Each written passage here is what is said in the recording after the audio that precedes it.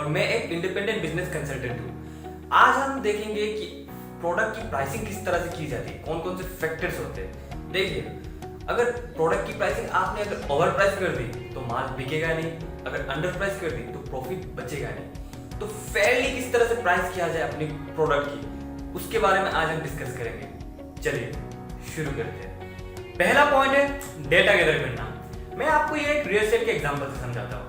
देखिए, जब भी हम कोई एक रियल एस्टेट की प्रोजेक्ट करने जाते हैं तो सबसे पहले हम चेक करते हैं कि उस एरिया पे क्या प्रोजेक्ट्स चल रहे हैं, कितनी रेसिडेंशियल प्रोजेक्ट्स चल रहे हैं, कितनी कमर्शियल प्रोजेक्ट्स चल रहे हैं, उनकी प्राइसिंग क्या है, उनकी सप्लाई कितनी आ रही है मार्केट पे, या फिर कौन से नए प्रोडक्ट लॉन्च हो रहे हैं मार्केट पे। अगर टेक्निकल लैंग्वेज पे देखें तो हमें चेक करना है इंडस्ट्री बेंचमार्क क्या है, कंपटीटिव एनालिसिस क्या है, मार्केट पे क्या हो रहा है, ये हमें जानना है। तो सबसे पहले हमें डेटा गैदर करना है, क्योंकि डेटा गैदर करने से इंटेलिजेंस बनती है कि मार्केट के पे चल क्या रहा है। दूसरा है डिटरमाइन योर कॉस्ट। यहां भी मैं एग्जांपल लेना चाहूंगा रियल एस्टेट की। रियल एस्टेट पे आपको पता होना चाहिए कि आपकी लैंड की कॉस्ट क्या आ रही है, आपकी इंटरेस्ट कॉस्ट कितनी हो सकती है, आपका कंस्ट्रक्शन का कॉस्ट कितना आ सकता है, अप्रूवल कॉस्ट होती है, उसके बारे में आपको अच्छा से पता होना चाहिए।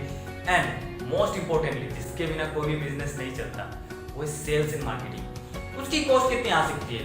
तो सबसे पहले अपनी जो एक्चुअल कॉस्ट है उसकी लिस्ट बना लीजिए, क्योंकि कॉस्टिंग अगर आपकी ठीक नहीं हुई तो आपका प्राइसिंग भी ठीक नहीं होगा।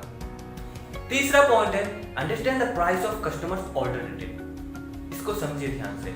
अगर आपके कस्टमर के पास आपके प्रोडक्ट के कोई और ऑल्टरनेटिव प्रेजेंट है तो उनकी भी प्राइसिंग को समझिए, उसके बाद खुद की प्राइसिंग कीजिए।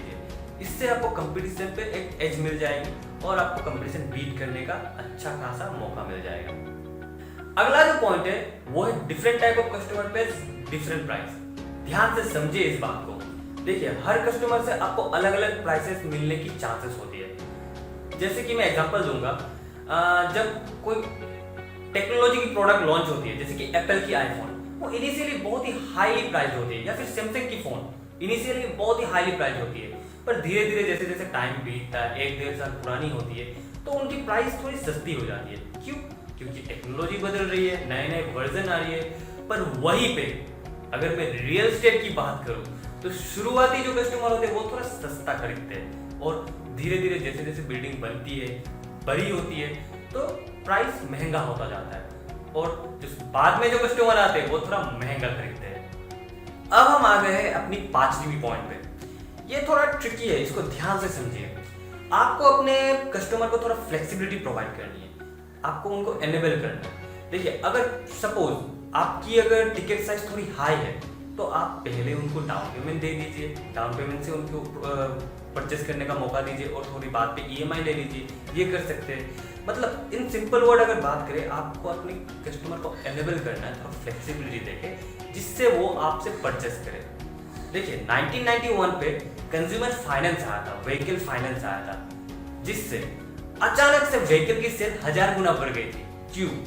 क्योंकि अब मात्र 3000 या 4000 रुपए देके लोग गाड़ी खरीद सकते हैं, तो अचानक से इतनी बूम आ गई। तो इस बात को समझिए, आप अपने कस्टमर को एनेबल करने में फोकस कीजिए, तो आपकी सेल ऑटोमेटिकली बढ़ेगी, आपसे परचेस ऑटोमेटिकली लोग करेंगे। अब तक हमने डिस्कस किया ऐसे 5 फैक्टर्स के बारे में जिससे हम अपनी प्रोडक्ट की फेयरली प्राइसिंग कर सकते हैं। लेकिन नेक्स्ट जो हम बात करने जा रहे हैं कुछ फ्रेमवर्क्स के बारे में, जो स्टेप्स होते हैं प्रोडक्ट की प्राइसिंग करने के लिए। इसको ध्यान से सुनिएगा। पहला जो स्टेप है वो है आपको अपनी फर्म की ऑब्जेक्टिव क्लियर होनी पड़ेगी। आपको पता होना चाहिए कि आपको चाहिए क्या। आपको रिटर्न ऑन इन्वेस्टमेंट ज्यादा चाहिए या फिर आपको प्रॉफिट बढ़ानी है, ये आपको पता होना चाहिए। आपको सेल्स बढ़ाना है या फिर जैसा चल रहा है वैसा ही चलना है। तो सबसे पहले मोस्ट इंपॉर्टेंटली आपको पता होना चाहिए कि आपकी फर्म की ऑब्जेक्टिव क्या है, आपकी बिजनेस की गोल्स क्या है।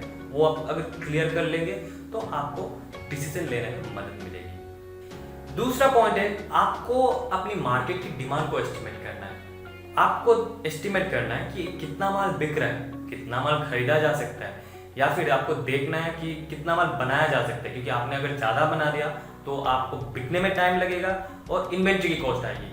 तो आपको अपनी मार्केट की एस्टिमेट करनी है, उसके बाद प्रोसीड करना है।